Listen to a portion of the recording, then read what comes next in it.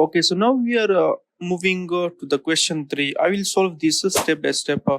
It's a big business request. The customer relationship team needs a list of customers who placed more than 5 orders.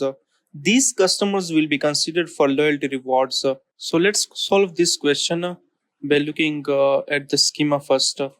For that query, we only need two tables, customers and orders table. In customers table, we have customer name and customer ID.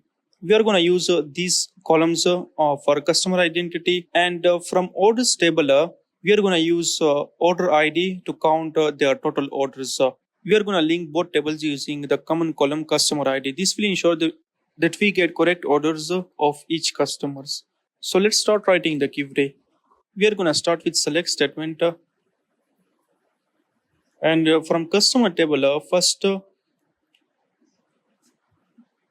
we are going to select the customer ID and the customer name from the customers table. So customer ID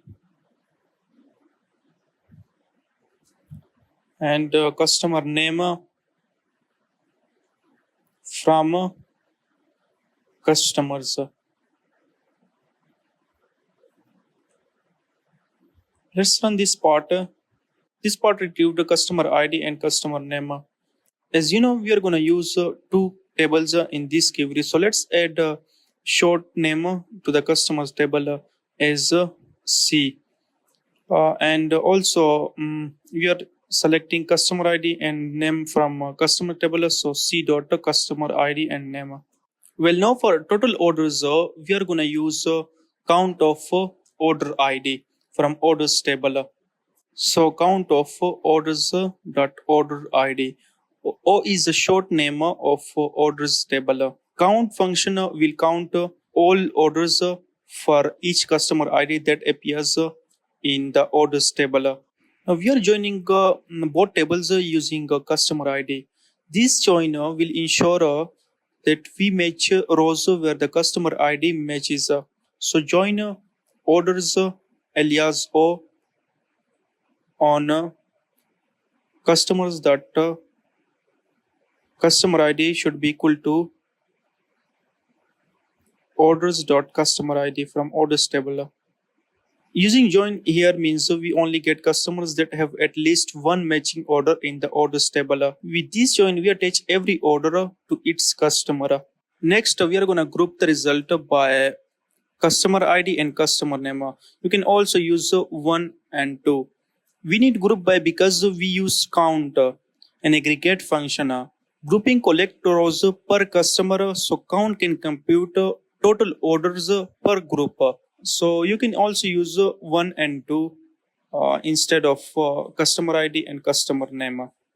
This tells the scaler to group results by the first and second selected columns. Next, we are going to use having a clause to filter out those customers whose orders are greater than 5. Since we need customers who place more than 5 orders, we need a count of total orders for that customer. We cannot use where clause here because where filters individual rows before grouping. We'll write as having count of order ID. Let's rename it as total orders. Now let's paste the count of order ID into having clause, and the condition is it should be greater than 5.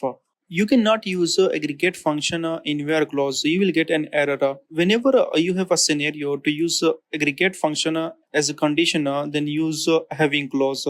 Finally, we'll order the result by total orders in descending order. This sorts the result so the customer with the most orders is at the top. Descending means descending order. If you want smallest first, use ascending or remove descending. Let's run the query to see its output. You can see it retrieves customer ID, their name, and their total orders. You can now see the total orders is greater than 5. The third query of this project is finally completed. See you in the next video. Please subscribe the channel and hit the like button.